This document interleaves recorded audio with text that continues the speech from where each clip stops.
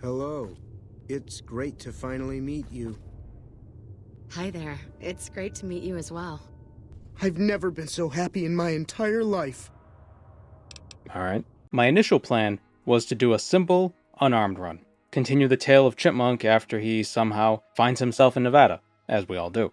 But then I realized it would not only be more interesting to use no equipment, but also for it to be a Chipmunk run, he'd have to have high charisma, being a Monkadabella. I'm not wasting those special points for a dumb bit. Not when I need high strength, endurance, agility, and luck. In retrospect, I should have set perception and charisma to 1 and gotten a few more points to intelligence. I don't know why I put it at 2. Having 1 in a special stat just seems like a bad idea. It wouldn't have been, but for our tagged skills, we'll be taking unarmed, speech, and medicine. The reason for taking unarmed should be obvious. Besides environmental damage or enemies throwing grenades at each other, the only source of damage we'll have is our bare fists. No companions either, if that wasn't clear. That'd be too easy. Speech because it's just really strong in New Vegas. You can talk yourself out of just about anything. And medicine, so our stim packs will heal for more. We're not going to wear any armor, so we're going to be taking a lot of damage. Better stim packs is a great idea. For traits, heavy-handed, melee and unarmed attacks do more damage, but less critical damage, and Logan's Loophole. Our level is capped at 30, but chems will last twice as long and will never become addicted. We're not going to make it to level 30, so the negative isn't even a consideration.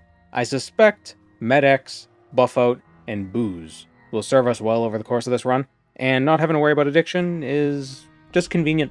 I realize now that the New Vegas video I uploaded a couple months ago, the first one on the channel actually, was very sparse in narrative explanation. I never really explained why we were doing what we were doing, so today we'll rectify that. We play as a courier who is tasked with delivering a package, a rather trivial thing for a courier. This package was the Platinum Chip, a seemingly innocuous item. While on our route, a man in a checkered suit intercepts us. He and his goon squad bind our hands, throw us in a shallow grave, and place 2 bullets in our head. We see 1 shot, but the canon is that there were 2 shots. I'm assuming the first shot knocked us out, and the second shot was assurance. But it didn't work, because a Securitron robot, Victor, exhumed us from the Goodsprings graveyard, where the checkered man left us for dead, and delivered our barely alive body to Doc Mitchell, local miracle worker. Somehow, 80 years after the nuclear apocalypse, there exists a man who can perform delicate brain surgery from inside a regular home. It's not even one of those medicalized homes, like your local dentist office. You know, it's a small practice operating out of a house-ass house,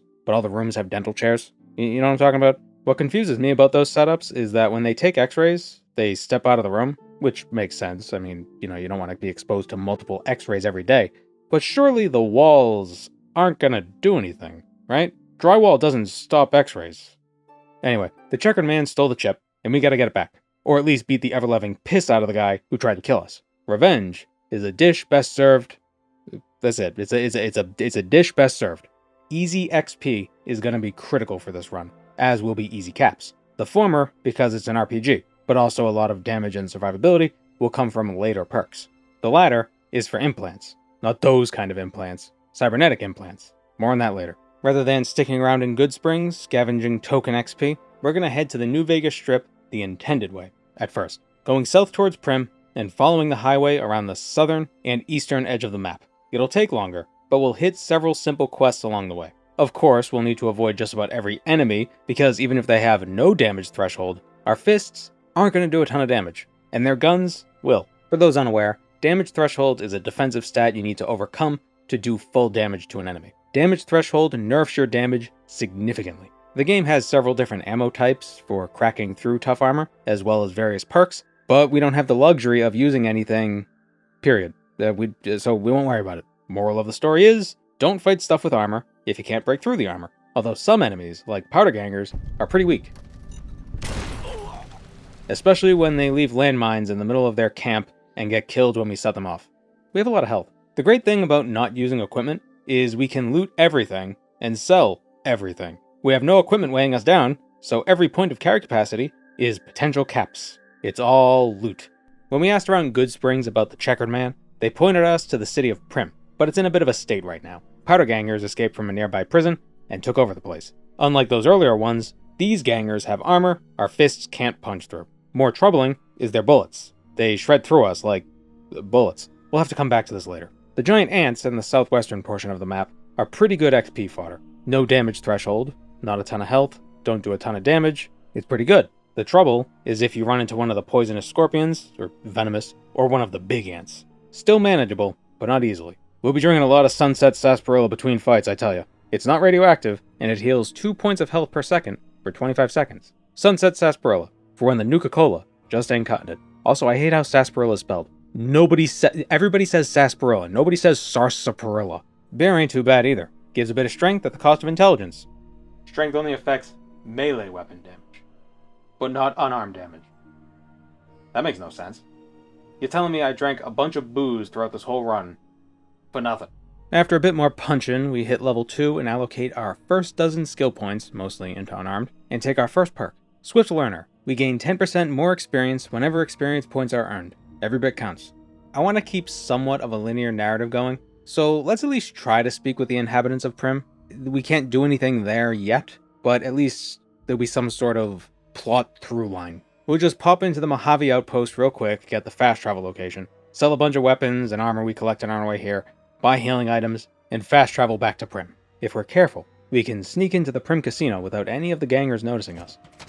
I don't know what it was brought you to Primm, youngster, but you might want to rethink your plans. Upon entering the building, Jonathan Nash, the man with a melting face, confronts us and, thankfully, doesn't assume we're a powder ganger. It would be a reasonable assumption, considering the overabundance of powder gangers in this general area, but he's a kind-hearted grandpa, without a mean bone in his body. He tells us that he's a trader, but he also runs the local Mojave Express outpost. Well, we're a courier with the Mojave Express, and we just so happened to lose a package. Oh, glorious serendipity. We showed John the delivery order, and he says it's a job that was too strange for him to forget. Worth a hefty penny, too. A cowboy robot had the Express hire 6 couriers to deliver 6 different trivial items, like a pair of dice or a chess piece, and of course, the platinum chip. When asked about the checkered man, John says he recalls a fellow with a daisy suit coming through here not too long ago with a crew of great Khans, one of the tribes of the Mojave. But which way they went is a matter best discussed with Deputy Beagle.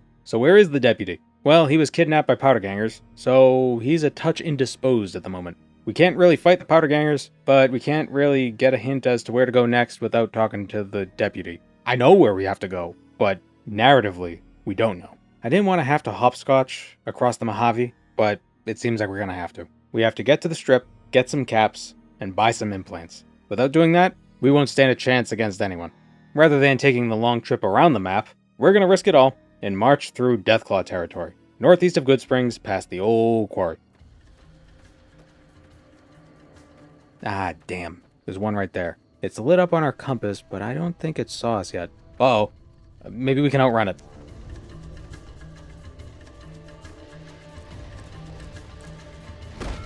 Aha. Folded me in half. Stick to the high ground. Stay eye level with the ass billboard. Damn it. Spotted again. Maybe they can't get up here. So far, so good. Huh. I'm able to wait. I must be safe then. This ain't working. What if we go more east toward Black Mountain and then north? Stay off the railway. Might run into a super mutant or two, but they're not as quick as Deathclaws. I hope. Ah, Sanctuary. We made it around that little pocket of chaos and arrived at the Repcon headquarters. We're officially just a casual stroll away from the strip. Lovely day, gents, pardon me. Free side! Because we set our luck to 8 at the start of the game, gambling is an excellent way to make money. You just need a bit of starting capital, in case you're not quite lucky enough at first and lose everything in a few hands of blackjack, but that never happened to me, of course. But hypothetically, if it did happen, I'd go back to the Repcon headquarters, kill the Tor robot for his key, make my way to the top level of the facility, ice cream, and loot the 200 pre-war monies from this suitcase.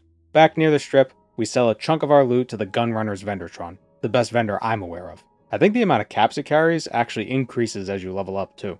Now, we can gamble with impunity. Blackjack. The goal is to get the sum of your cards as close to 21 without going over. If you go over, you automatically lose. If the dealer gets a higher sum than you, you lose. It's a simple game with a high skill ceiling. It actually is one of the few games in a casino that's not based on pure luck. Casinos put a lot of work in preventing players from doing what's called card counting. Based on the value of the cards that have already been dealt out, you can infer how hot the deck is, and if it's better for the player to hit or to stay. Either get another card to add to your sum, or stay with what you have and hope your hand beats the dealer's hand, or the dealer busts. Unlike other card games, like Texas Hold'em, you're not competing against the other players at the table, just the dealer. Every player is in it for themselves, and they're all playing against the dealer. In New Vegas, none of this matters.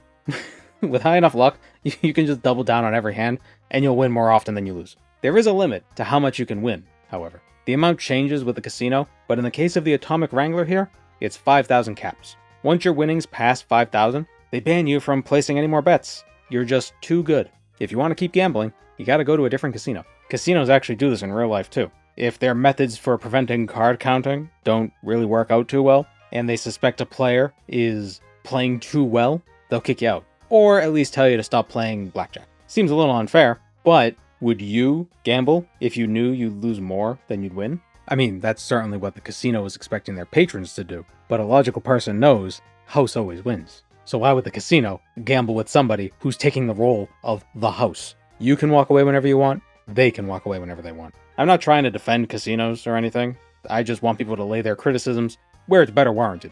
Now that we have over 2,000 caps, oh, level 3. Unarmed in speech. Cool. So you need to have at least 2,000 caps to enter the strip. They don't want the poors in their casinos, breathing up all their rich air. They don't charge you 2,000 caps, they just want to make sure you have money to lose at their casinos. The cowboy Securitron, Victor, greets us as we enter. Being a robotic consciousness, he's able to jump between Securitrons at will. But to what extent is the new him actually him? Perhaps every Securitron merely presents a perfect facsimile of Victor, a copy of a copy of a copy. His consciousness being written and erased with every jump. Victor dies. Victor is born. He never remembers the death, because the new him has never died. The old him, well, it's copied before termination. Nah, he's a robot, he doesn't have a soul. He says Mr. House is waiting to speak with us in the Lucky 38. If we follow the breadcrumb trail across the Mojave, we would have tracked down the checkered man to the Tops Casino in the Strip. When we enter the Tops, we complete the quest, They Went That-A-Way, and get a huge windfall of experience. It's at this point you confront your almost killer and progress to the next portion of the main quest. But we don't want to do that just yet. Our speech isn't high enough. First, we level up, putting all 12 perk points into speech and taking the educated perk. Every time we level up, we gain 2 more skill points to allocate. Next, we gamble, but we need to optimize our wins. Using the caps we earn from the Atomic Wrangler, we head to the New Vegas Medical Clinic just outside Freeside and buy our first of many implants for 4,000 caps. By installing a probability calculator into our frontal lobe, we'll be able to calculate odds a little bit better. That is, our luck increases by 1 point from 8 to 9. Clearing out the casinos will be all the easier. 9,000 from Gomorrah and 15,000 from Ultra Lux. All from spamming the W key while playing blackjack. Always double down. With 24,000 caps to throw around, we can buy even more implants. The most significant implant is the Nemean Subdermal Armor. It costs 8,000 caps, pricier than the special stat implants, but it will give us an innate 4 points of damage threshold. For context, most Raider armor has a DT of 4. It's not great, but it's not negligible. We also want more strength, intelligence, and endurance. We aren't going to waste our money on perception or charisma. They're not terribly important. If I'd placed those stats at 1, we could have had 2 extra points in intelligence. That would have been more skill points every time we leveled up. Ah well. Hindsight. I'm stupid, my intelligence is low, so I didn't figure it out. That subdermal implant should be enough to carry us through a lot of the early game combat. For starters, the powder gangers in Primm shouldn't rip us apart as quickly. Their weapons are weak, and surely they don't have armor-piercing rounds, so let's say we rescue ourselves a deputy. Maybe he knows where the checkered man went.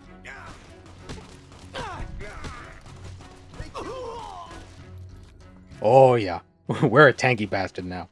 I failed to mention this at the time, but by getting our unarmed to at least level 50, we gain access to a special attack when using VATS. Uppercut. It not only does 15% more damage, but unarmed attacks in VATS do twice as much base damage just to begin with. It's something I didn't realize until just now while typing this script. I should have used VATS more often. My favorite part of the Vault Tech assisted targeting system while using unarmed combat is how the camera instantaneously becomes attached to one of those car dealership wavy tubermen. Seriously, what the hell's going on? It's like I'm watching a Saw movie. Level 5. We have 14 skill points now thanks to the educated perk. We'll put 12 into speech and the remaining 2 into unarmed. Damn! I'm hit. I'm hit. I think I broke him. Damn!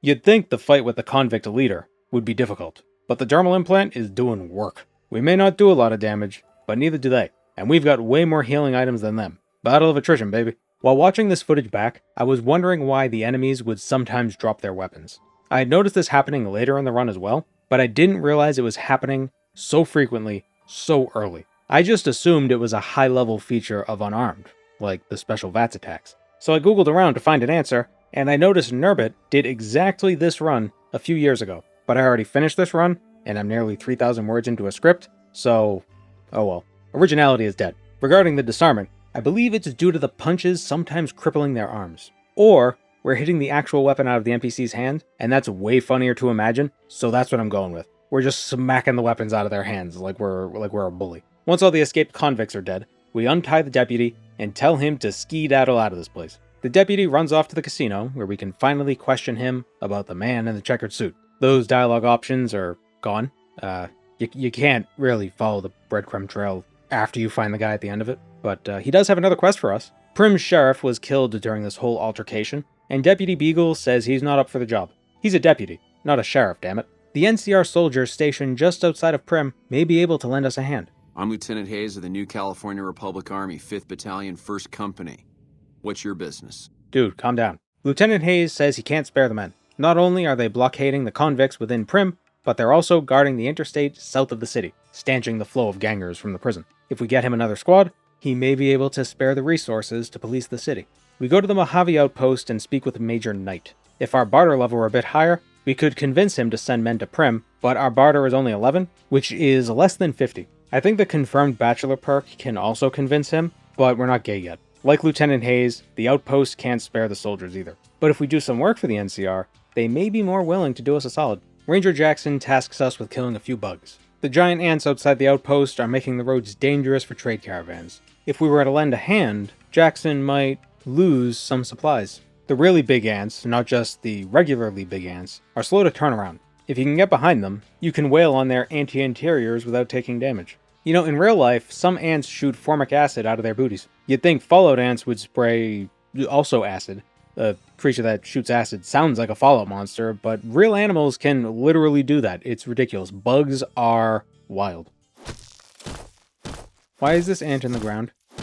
Oh, I guess that makes sense for an ant, actually. After all the ants are dead, Ranger Jackson rewards us with some useless weapons and ammo that are good for nothing but selling. More importantly, this little side quest ingratiates us with the NCR, unlocking another dialogue option with Major Knight. I've killed some ants, Major Knight. You can afford to send troops to Primm now. Lieutenant Hayes appreciates the help and agrees to place Primm under the protection of the NCR. This means Primmers will have to pay taxes, but I'm sure the presence of powder gangers were a greater cost to their livelihood. Certainly a steep opportunity cost, at the very least. Level 6. Everything into unarmed. More damage. A great offense is a good offense. The toughness perk is a no-brainer. Another 3 points to our overall damage threshold, bringing it up to 7. A good defense is a good defense.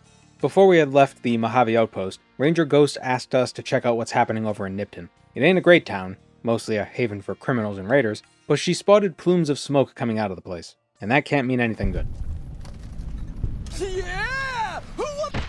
So, gaggle of Caesar's legion showed up in Nipton, held a lottery, and killed all the losers, several via crucifixion. Johnny Vorfurry over here says Nipton was a wicked place full of degenerates. So obviously the moral thing to do is to kill them all. The Legion's pretty evil, and they're not even the cool kind of evil, like the Telvanni in Morrowind. You know, the Telvanni are abhorrent, but they're also super duper wizards, so that adds some mystique. The Legion, they look like they raided a Spirit Halloween and a Dick's Sporting Goods. We return to the Mojave outpost and let Ranger Ghost know the fate of Nipton. It worries her, not because she cared about Nipton, but because the Legion has never dared encroach this far west. What are they planning? More importantly, we get an easy 220 points of XP. Back in Nipton, we head east, doing the best we can to avoid any bandit choke points along the way, and arrive in the small town of Novak. What was once a motel with no vacancies has become a village of frontiersmen. Now, although we have no intention of using companions, I did consider doing Boone's quest simply to get the XP, but I realized it's not actually possible. See, to help him kill the person responsible for kidnapping his wife, we have to lead that person in front of his sniper perch while we're wearing his recon beret. This will let him know the person we're with needs to get shot in the face. But we're not allowed to equip anything, so this quest is not doable. We will be coming back here later though, so the trip wasn't wasted. Let's say we return to the main quest. it's high time we met Mr. House, the so-called ruler of New Vegas. The platinum chip we were delivering before mentally interfacing with a bullet is Mr. House's platinum chip. And just because Benny stole it doesn't mean Mr. House doesn't need it. That was an awful way to word what I just said. Mr. House needs the chip. It's crucial to his plans. He doesn't care how we get it, he just wants it. Whatever happens to Benny is Benny's own doing. House will even quadruple our compensation. Hazard pay, I guess. As soon as we leave the Lucky 38, we're approached by an NCR trooper with an invitation to meet with Ambassador Crocker, the NCR's political liaison here on the Strip. The 2 times I've beaten New Vegas, I did the independent New Vegas ending. So maybe this time around we'll take the NCR route. Regardless of what we choose to do, we still gotta deal with Benny. But first, gambling. We never cleared out tops. I wonder how good the one-armed bandit is with 9 luck. Oh wow! 3,000 chips for lemons? More lemons! It's like a lemon party in this place.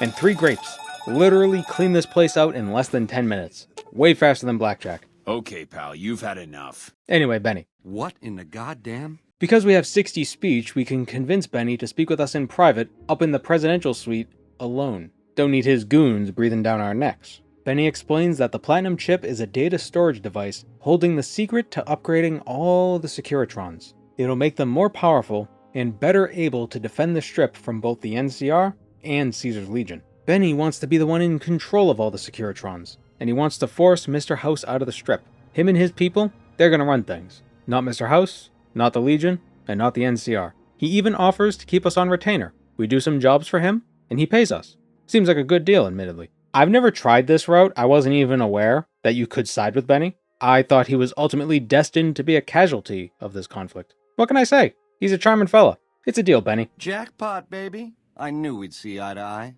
Here's a start on your retainer. Don't spend it all in one place, and the prez is yours for as long as you want it. Ring-a-ding, baby. Ta-ta.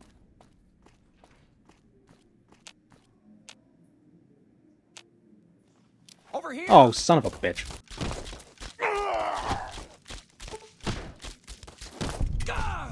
Now the suite's ruined. It's gonna have a bunch of ghosts. Does Fallout have ghosts? Benny entrusted each member of his goon squad with a key to his suite. It might be worthwhile to investigate that suite.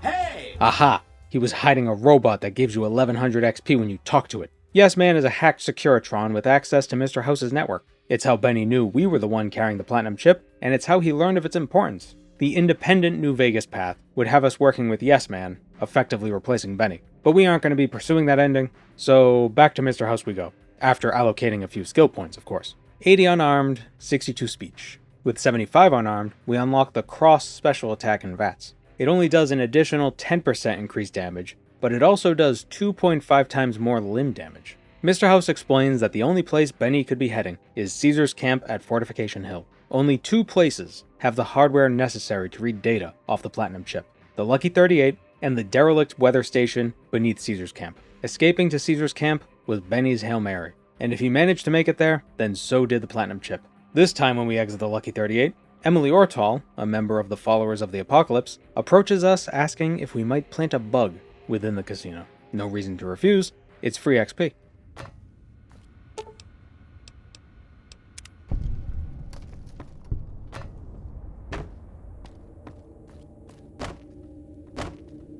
The eyes of the mighty Kaiser are upon you. I guess this place isn't as exclusive as I thought. A lot of convenient stuff happens throughout this game's story. Once we're told to visit Caesar's camp, Vulpix in a cult, the Vor Furry from Nipton, relays that Caesar wishes to meet with us. We're given a mark to guarantee our protection in the camp, and we're pardoned of all wrongdoings we've committed against the Legion. I think the idea is that Benny told Caesar all about us after they coerced the information out of him with knives. Placing the bug pushed us over to level 8. We'll put everything into speech this time around, getting us to 79, and we'll be taking the Confirmed Bachelor perk. We deal 10% more damage to male opponents, and outside of combat, we'll sometimes have access to unique dialogue options when dealing with the same sex. That is another reason why this isn't a true Chipmunk run. If we were Chipmunk, we would have taken Lady Killer and Confirmed Bachelor immediately. But for this run, other perks are more important. Before heading out to Fortification Hill, we ought to stop by the NCR embassy and speak with Ambassador Crocker, since we're in the neighborhood. He's not actually typing anything, he just likes to do that. With growing tensions between the Legion and the NCR, Crocker sees the need for allies. The boomers to the northeast, at the Nellis Air Force Base, are sitting on a stockpile of munitions that the NCR would love to have.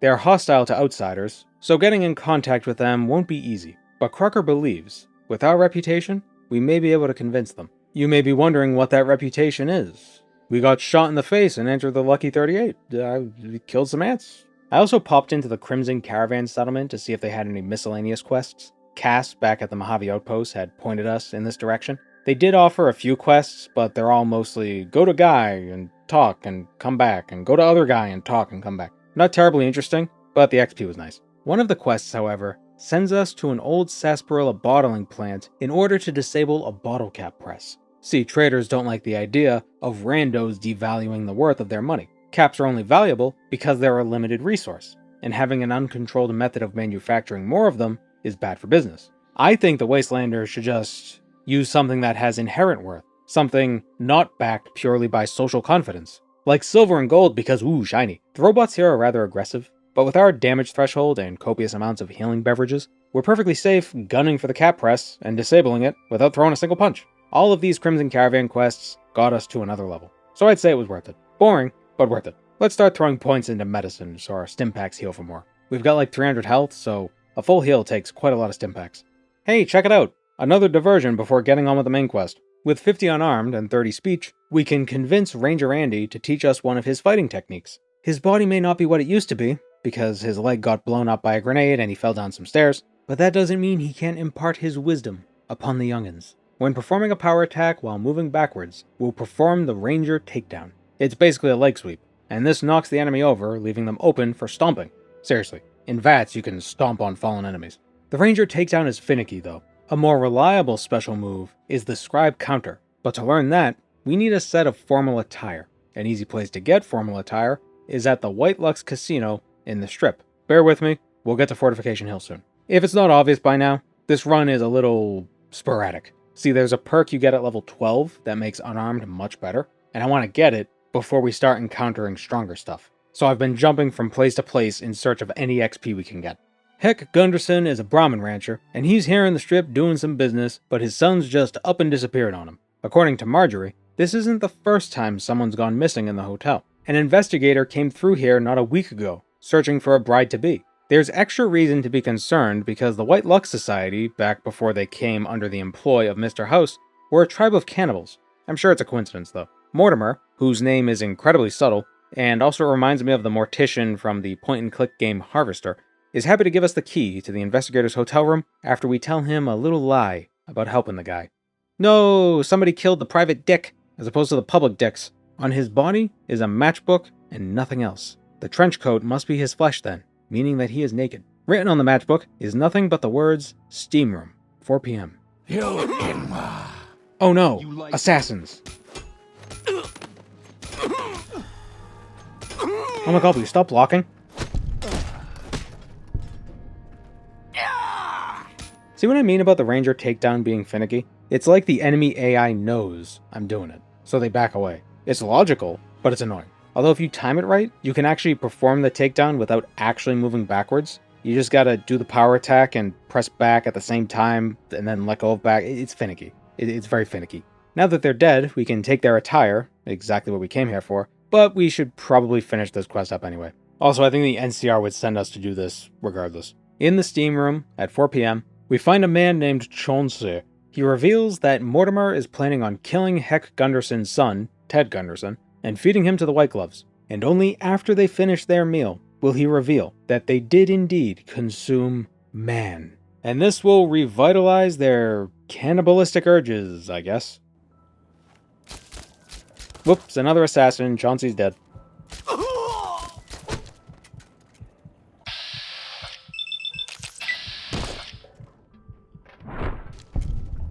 There are quite a few paths forward with this quest, as you should expect with New Vegas. Several routes for different playstyles. What we'll do is steal a bunch of keys from Mortimer, and then head down to the kitchens. Using our speech skill, we convince this White Glove that we're supposed to be down here, and then freely wander into the kitchen to confront Philippe, the chef. Or maybe it's Philippe, the gourmand. Why are you standing still? Do you think the world waits for you while you stand there drooling? He's rude to us, but more importantly, he's rude to who he believes is a server, and that makes him an irredeemable asshole. Also, he's a cannibal. By telling him we saw a rad roach in the pantry, No, it'll ruin my ingredients. he rushes over to protect his ingredients, but while he's preoccupied, we poke at the terminal and lock him inside. Why a pantry has a computer-activated locking mechanism is...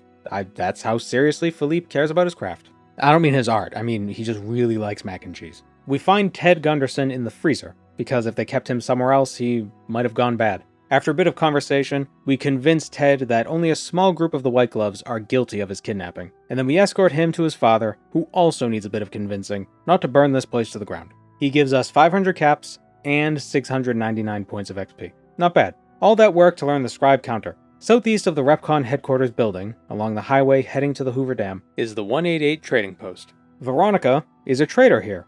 Or is she? After some chatting, she reveals that she's actually a scribe with the Brotherhood of Steel, and she'll be grateful if we let her tag along on our adventure. As a companion, she provides some perk, but that's not important. Instead, if we give her a set of formal attire... For me? She gets a little too excited. Jesus, Felicia Day, chill. As thanks, she teaches us the Scribe counter. After blocking an attack, we can quickly retaliate by performing a standard attack. It's not stronger than a standard attack, but it is faster. We don't need her as a companion anymore, so off you go, Veronica. Hey, look where we are! Cottonwood Cove, the place with the dock what will take us to Caesar's camp and such. As soon as we arrive in the camp, our weapons are confiscated. Oh no, my hands! Caesar, a man who isn't compensating for the love he's never felt once in his life, has heard much of our exploits across the Mojave. A dude shot us in the head, and we chased him across the desert, only to scare him out of his own casino. What a marvel we are. Well, Caesar captured Benny, and he won't let us deal with him until we've dealt with Caesar. That is, do a small job for him. When the Legion attacks the west and invades the NCR territory, he wants Mr. House to be knocked out of the game. A building within the camp bears the Lucky 38 casino sigil. He wants us to enter the building, using the chip as a key, and destroy whatever is down there. I don't know why he assumes whatever is down there is destroyable, but alright. Since this bunker is full of Mr. House's tech, it should come as no surprise that he's got another one of his TV faces down here too. He tells us to slot the chip into the console at the end of the bunker, and the data should flow from the chip to the army of Securitrons resting just beneath Caesar's camp. It's a firmware update that gives them missiles. The security robots and turrets down here are still active, and Mr. House can't turn them off. But just like back at the sarsaparilla bottling plant, if we're careful and surgical, we can weave between enemies without so much as breaking a sweat. Ow, ow, ow, ow. Install the chip. Ow, ow, ow, ow.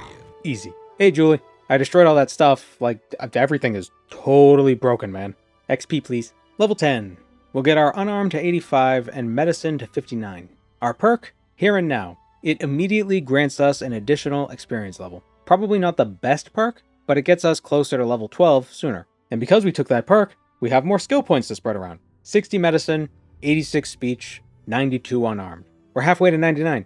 For allegedly helping Caesar, he bestows upon us the choice of how to deal with Benny. I dealt with Benny. We return to Mr. House in the Lucky 38, he shows us what his new toys can do, and we earn 550 XP. What's he got for us next? Who cares? We're helping the NCR with this run, I've decided. See you later, Mr. House. But don't worry, I'll be back. Since we're still sitting on tens of thousands of caps, and we're about to run through a figurative minefield with the boomers, I think we should get another cybernetic implant, the Phoenix Monocyte Breeder. It speeds up cellular regeneration, which surely has no side effects. Certainly none that show up during the course of this game at least. With it, we naturally heal 1 point of health every 10 seconds. Kinda awful, but what else am I gonna do with those 12,000 caps? In the northeastern corner of the map is the Nellis Air Force Base, home of the boomers. This is what I was referring to when I said figurative minefield. I still don't know the gimmick. Hide in a building and hope the blast doesn't hit you. Run to another building and hope the blast doesn't hit you. Repeat until you get close to the fence. If you run into a building and you still get hit by a blast, it's because you messed up, so try again. Oops. Wait, they're not supposed to... Oh, it's just a car exploding. By making it close enough to the settlement, we've roused the attention of Mother Pearl. She would like to meet with us in person. So we're here to make nice with the boomers, to get them on good terms with the NCR, right? And to do that, we have to do various quests for them, such as killing a bunch of ants in their power station, or healing their sick and dying with our immaculate medical skills, or getting permission for a trader from the Crimson Caravan to enter the camp because Jack has a crush on her. Hello. It's great to finally meet you. Well, they ain't wasting no time. Doing these quests is worthwhile, regardless of our NCR obligations, because XP is XP. It gets us to level 12. We max out our unarmed skill, get our speech to 93, and finally take the most crucial perk to this build, Piercing Strike, which requires you to be level 12 with 70 unarmed. It makes all of our unarmed attacks negate 15 points of damage threshold. This is a huge boost to our damage output. Invaluable. So it's great that we got the level up, but here's the problem, and the astute among you may have already realized this. We can't actually get the boomers to side with the NCR. After doing enough quests for the boomers, you'll be tasked with raising a sunken B-29 bomber out of Lake Mead. Loyal gives us a deployable ballast to affix to the plane, and once they're in place, we return to the shore, hit the detonator, and the plane should pop up to the surface. The boomers can handle it from there. That's easy. But after affixing the ballast and getting to the shore, I realized something. The detonator is a weapon. I'd have to equip it to trigger the flotation devices. That means no boomers. So does that mean no NCR? Not quite. I could just dismantle the boomers. The NCR won't have their aid, but neither will Caesar. But just in case killing Pearl causes problems with Caesar's Legion, we're going to swing by his camp real quick and speak with Lucius to learn a new special attack, Legion Assault. While moving forward, initiating a power attack causes us to leap into the enemy. It's basically a forward power attack from Oblivion or Skyrim. Sorry, Pearl. So, Crocker, we ran into a snag with the boomers. That's disappointing. Yeah, real shame. He has another job for us. Freeside is awash with violence, and attacks on NCR citizens have been increasing. His sources suggest the cause is the gang that runs the place, the Kings. Specifically, it's the king by the name of Pacer. If he's gone, the problem will be gone. But the NCR can't just kill him. They'd be blamed, because they'd be the one who killed him. Instead, he suggests we go through Pacer's boss, the king himself. What's up? What do we have here? I'm new in town and I want to pay my respects. You know what? I like you. Half the people around here, they forget who runs this place. Head on through. The king's the bored-looking guy by the stage. Can't fucking miss him.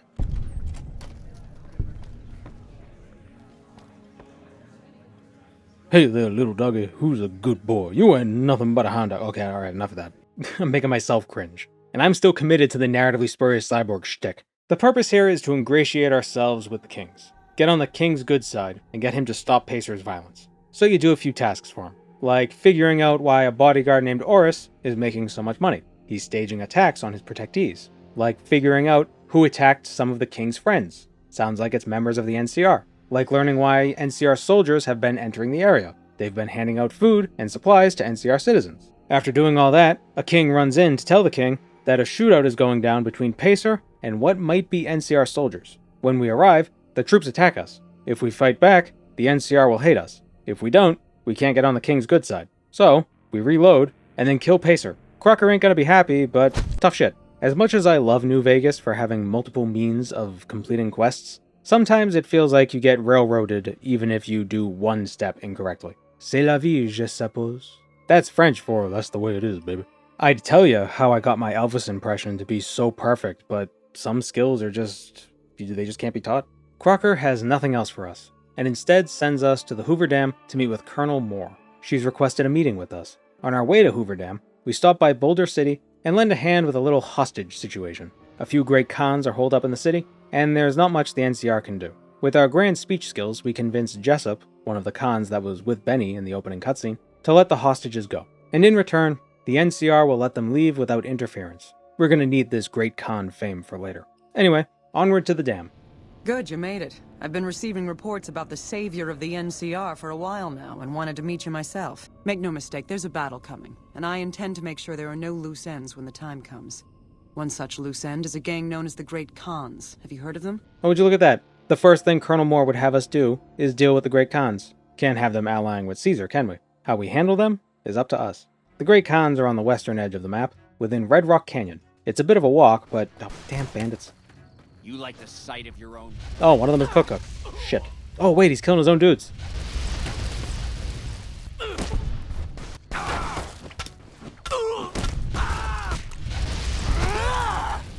Now it's your turn. Oh, I just knocked the... Mine. Did I get it? Oop, also mine. Oh, man. I wasn't fast enough to get either of them. Well, clearly you could see the benefit of the Piercing Strikes perk. Cuts right through that damage threshold. Level 13. Max out our speech and throw some points into melee weapons. There are some perks that benefit unarmed, but require 50-ish in melee weapons because they also benefit melee weapons. We might want to take them later. Oh, baby Cazador. Oh, mama Cazador.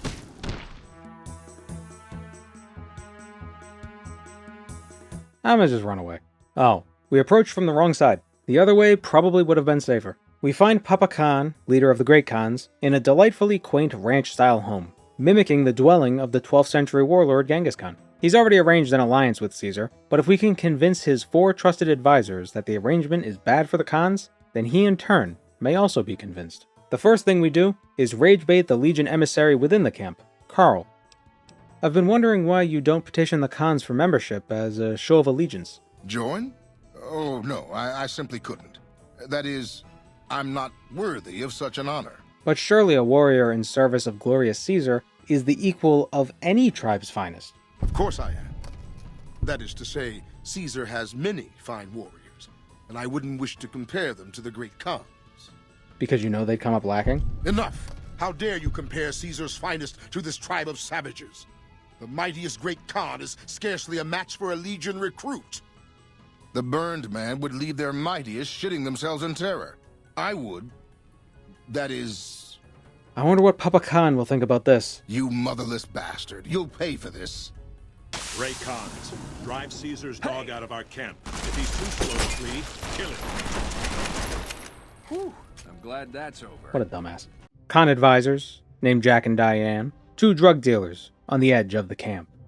Does that track? Diane wants proof that allying with Caesar would put an end to their drug running, but convincing Jack is as easy as passing a simple speech check. He won't have any trouble convincing Diane. Regis takes a bit more work. He wants evidence that the Legion will annihilate the Great Khans once they formalize their allegiance. Luckily for us, there's a notebook in Caesar's tent that outlines exactly that. It's a ledger that literally states, once the Arizona wastes were pacified, the Legion turned on its erstwhile allies, stripped them of their tribal identity, and forced them into slavery. Caesar probably commissioned his own Virgil to write down how evil they are. The final advisor, Melissa, is on the northeastern edge of the Deathclaw-infested quarry. You can, however, get to her by approaching from the north rather than the south.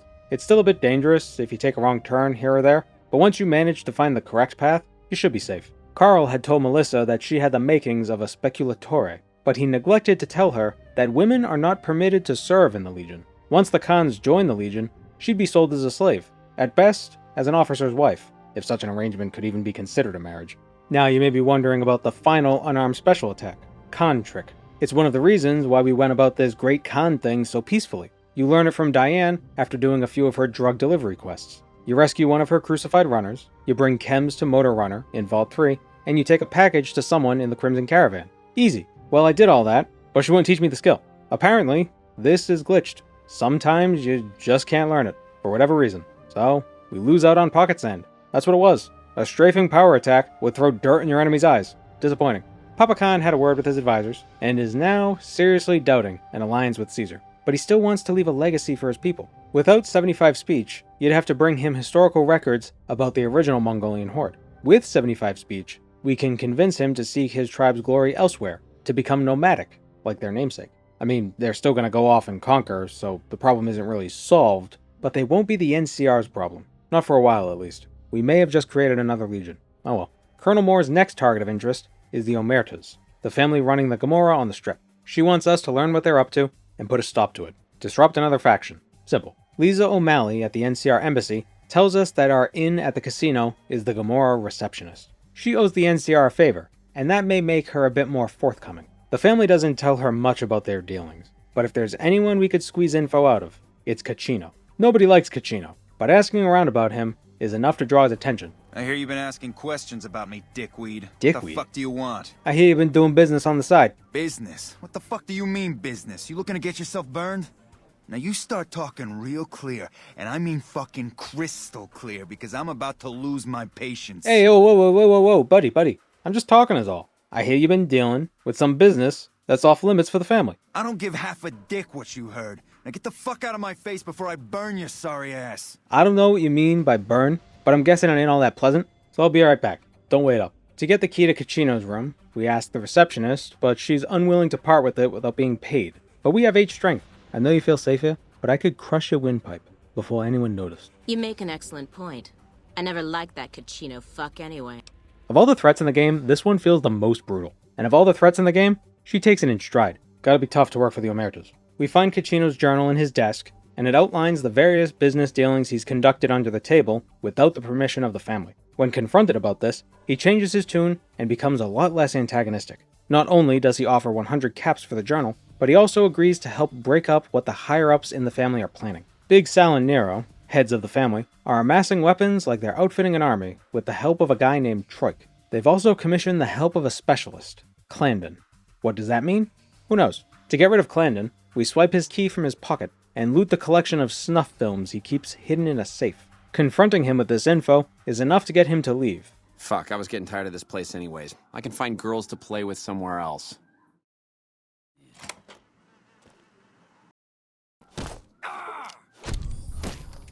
Troike is easier to deal with, when you have a high speech level, that is. The family has him by the balls, so he's not interested in helping us foil their plans. But if we threaten to report him to the NCR, he becomes a touch more receptive. The Omertas are keeping their stockpiled guns in the basement, and Troike just so happens to have been cooking up some batches of thermite as a side project. You know, as you do. This is insurance in case the bosses turn on him. He can destroy all the weapons. With 70 speech, we threaten to expose his little plot to the family if he doesn't deploy the thermite himself, right now. We leave the casino, let Troike do his thing, re-enter the casino a second later, and huzzah! Troike pulled it off. But he got caught in the process and ratted us out, the bastard. And then they shot him. Now the bosses want to meet with us. So I assume you know why we called you here. I hear one of your contractors went missing. Yeah, Clan will be hard to replace, but not impossible. We'll find contractors just like him, without breaking a sweat. As a last request, can you tell me about your plan? Are you shitting me? You didn't even know what the plan was. Yeah. Well, Nero didn't tell me any of this when he convinced me to take you out. The fuck? I knew there had to be someone higher up helping you. Nero, you backstabbing, two-timing motherfucker. I knew this day would come. Damn! Nice shot! Glad that's over with. Level 14. Get melee weapons up to 45, and put the rest of the points into medicine. For our perk, another level of toughness. 3 more points of damage threshold, putting us at a total of 10. Not bad for no gear. Colonel Moore is pleased with our success, but now she has reason to believe Mr. House is mobilizing his forces, and he's planning on making a move once the battle between the NCR and the Legion kicks off. She doesn't think he'll be helping the NCR, so she'd like him taken out of the equation. Since we helped Mr. House a bit, enough for him to show us his basement, we don't have to hack the terminal to gain access to his control room. The Securitrons aren't happy about us being in a restricted area, but they'll get over it. Mr. House was born in June of 2020, so he's been around for a minute. Isn't that weird that he's 5 years old right now? Like, in our timeline, he'd be 5.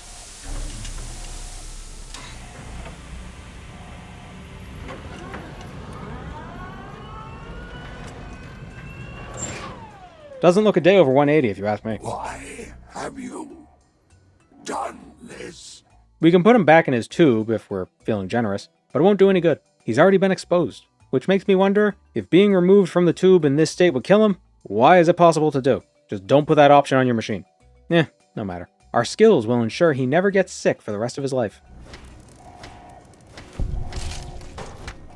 Oh, did you think I was going to use our medical skill? There's another faction Colonel Moore would like us to deal with, the Brotherhood of Steel. Some years ago, the NCR drove the local Brotherhood chapter out of the Helios 1 power station, and no one's heard from them since. But the NCR has been losing scouts in an area west of Helios, and Moore believes the Brotherhood is involved. Their equipment requires a lot of power, so wherever they are, there's sure to be a powerful reactor. We must detonate that reactor. We already know the Brotherhood is in the Hidden Valley Gorge because we've played this game before, and when we arrive at one of the bunkers, several Brotherhood soldiers pour out and take us in for questioning. They place an explosive collar around our neck and demand we get rid of the NCR Ranger skulking around the perimeter of the valley. If we don't, our head explodes. Talking to the Ranger is all it takes. We tell him that a crew of powder gangers sometimes uses the bunkers as a hideout. If they see an NCR Ranger nearby, they won't hesitate to kill him in his sleep. Successful in our mission, we return to Elder McNamara. He removes the collar and says we're allowed to come and go from the bunker freely. Of course, once we leave, we ain't coming back. To blow up the reactor, we need 3 keycards. 1 from McNamara's pocket, 1 from Head Scribe Taggart's pocket, and finally, 1 from Head Paladin Hardin's pocket. Now to find that self-destruct switch. Surely it's in the egg chamber. Aha! Why is there a terminal specifically for blowing everything up? Who knows? Generate the password, and enter the password. And suddenly everyone is mad at us. You set a base to self-destruct 1 time, and that's all they can think about.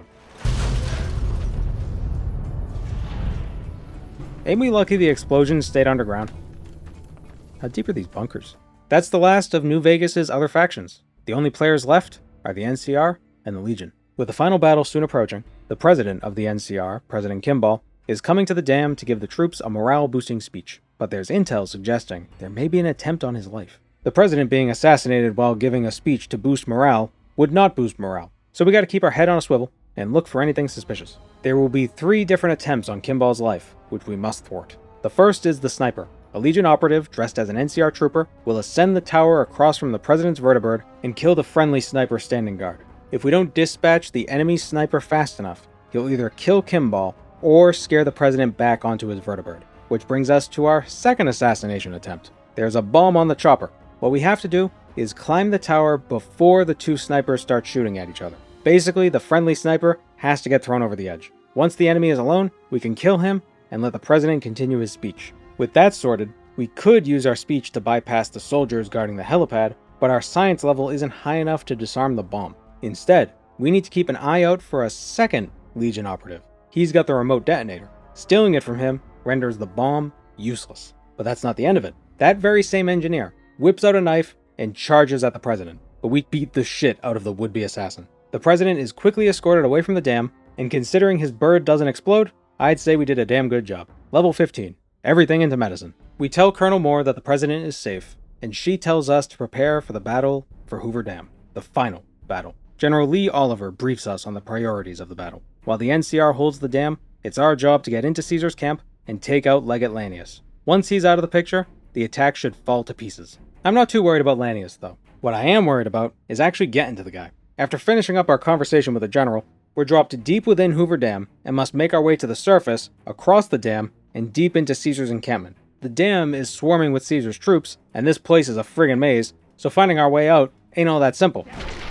There's also an optional objective for us. Since the Legion is using the intake tunnels to get into the dam, if we divert the flow of water into the generator turbines, we can mulch the Legionnaires and stop their forward advance. But I have no damn idea where the damn terminals are. Instead, we're just gonna run for our lives, chugging Nuka-Cola and Sunset Sarsaparilla along the way. I sure as hell can't fight all these enemies, but if I don't have to, I'm not gonna. Once we're out of the dam, we employ the same strategy. Run. Eventually, we reach a checkpoint where we can take a breather. And on the other side are several NCR troopers willing to act as meat shields. Happy day. More running. As you can see, fighting the Centurions is a losing battle. Our punches ignore 15 points of DT, and we still can't cut through this guy's armor. So we're not gonna try. We barge into the Legion's camp and make a beeline for Legate Lanius, making sure to dose ourselves up on every useful chem and health restoring item we have. Buff out, Med-X, dirty water, Nuka-Cola, iguana bits, honey mesquite pods, purified water, rat away for some reason. Eat the entire pharmacy.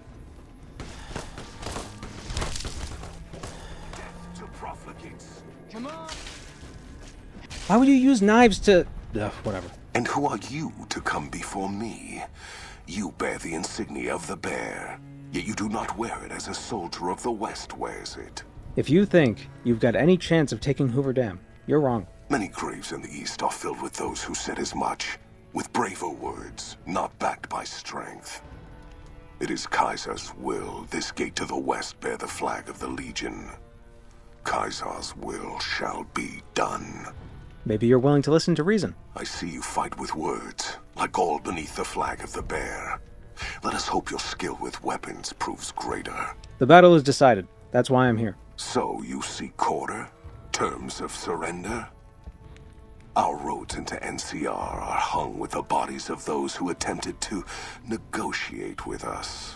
Save your speeches. We will take Hoover Dam and move forward until our feet crush the setting sun beneath them.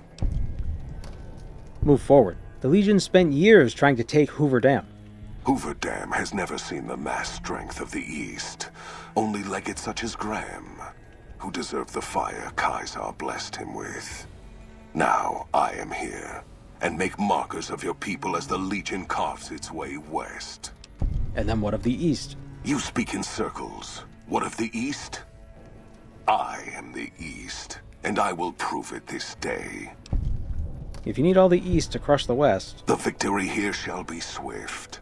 Our forces shall take the dam, secure it, then build a road west on the bodies of the NCR. The East will hold. Once across the Colorado, nothing to rival Hoover Dam remains. It is not the strength of the West that will slow you. It is their weakness. Your weakness? You seek to thwart me by claiming the Legion is too strong for you? NCR's weakness is its size. It'll take your entire army to hold the West. That does not mean we would not succeed. Eventually. But moving your whole army west means losing the East. You can't hold both. The East was a hard-fought campaign. Even now, Caesar drew too much of the Legion's blood needed there for this. Hoover Dam is but a place. I will not have it be the gravestone of the Legion, whether quickly, or as you describe, slowly, by attrition. There is victory in wisdom, Legate. As for wisdom, there is wisdom in your words, man of the West. Know that I shall return east. I shall not remain there forever. On that day, the strength of the bear shall be tested.